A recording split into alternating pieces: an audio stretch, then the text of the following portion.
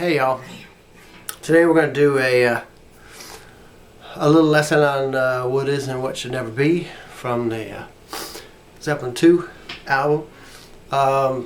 It's in standard tuning, standard pitch, like most of that album is. And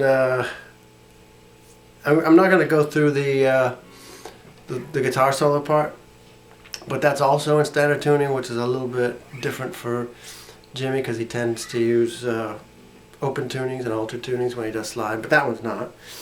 So starts off in this kind of jazzy chords, and I don't know what these are called, so somebody else will, I'm sure, in the comments say what they are. But the first one starts like this.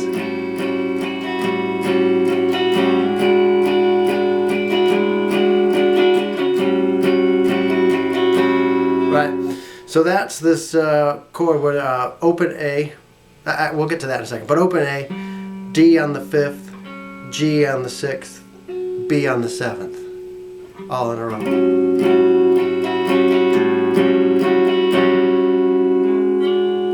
And on the second chord, the middle, your G string moves up 1 fret, and so does the D string, but the B stays where it is.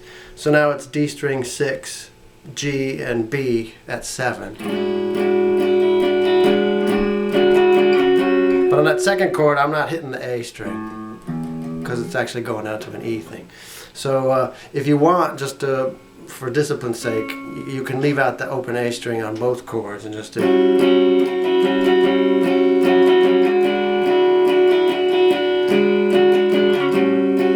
And on the live versions, they kind of not rock it up a little bit, but it's a little more bouncy and upbeat. So he's doing.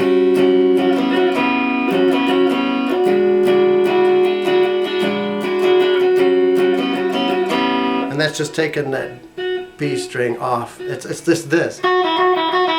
But since you already have the open E, and this note is this note, you can get the same effect up here. Like that. So it does those back and forth. Then that bridge part, or chorus, whatever you want to call it.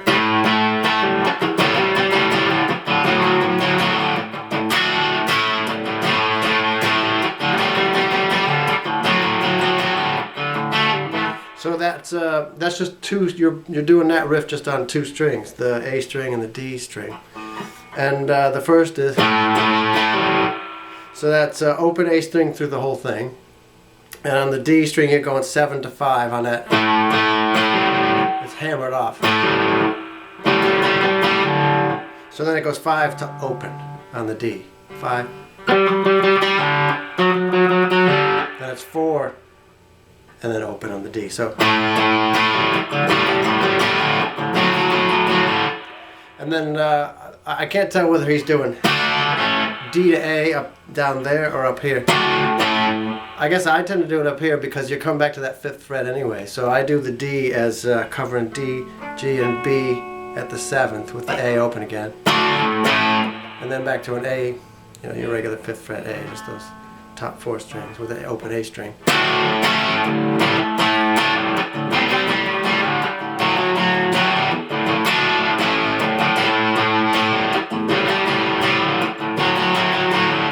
You do it like that.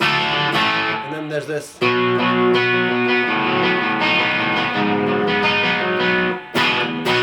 So that's a B. And you could bar it like this, I suppose. Open A string. I'm going to do it like this, but you might do it like that. But I'll do it with my pinky.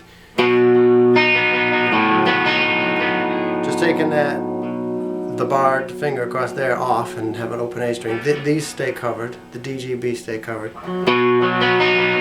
This is the "You Will Be Mine" part. So that now, the next one from the open A string. That bass line. So now you're at the low E, at the 4th fret, still covering those. The D, G, and B are still covered. Then E, B.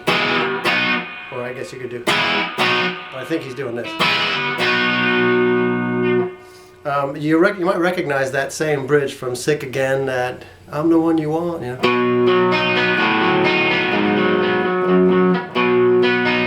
same progression he used again. That's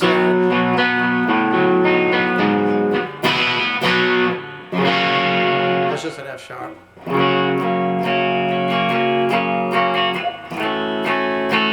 That's A6. That's D, G, B, E, all at the second fret. That's just a G note. Open E string. And then it's the same thing through all the verses, even through the solo it does the same thing. And then at the end there's, what is it?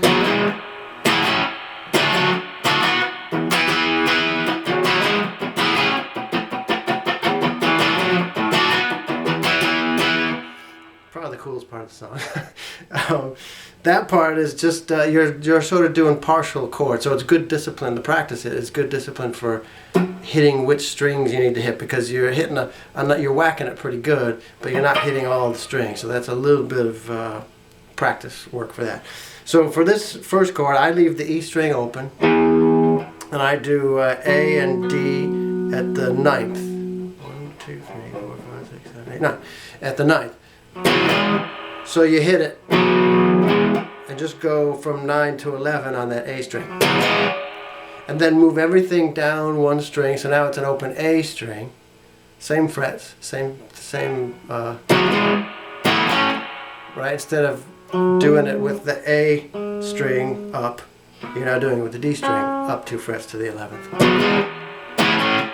And that's okay to have those two, the E string open on the first one and the A open on the second one, because those are the two chords. It's E and A there.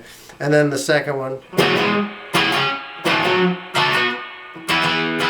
So the next one, I don't have the E and A strings open. So this is the A and D strings at the 7th. Same motion, just don't hit that low E. Right? And then an E. That's a barred E, you might do it like that, but... Okay, so the whole thing at the end is...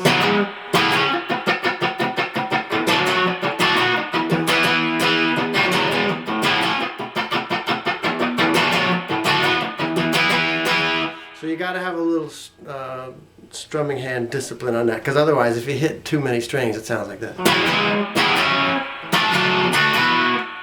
It gets a little bit messy. It's not entirely. In fact, if you listen to some live versions from '72 on that tour, he was a little sloppy with it, because he's probably like performing as he's doing it and jumping around and waving around and all this stuff that he does that makes him Jimmy Page.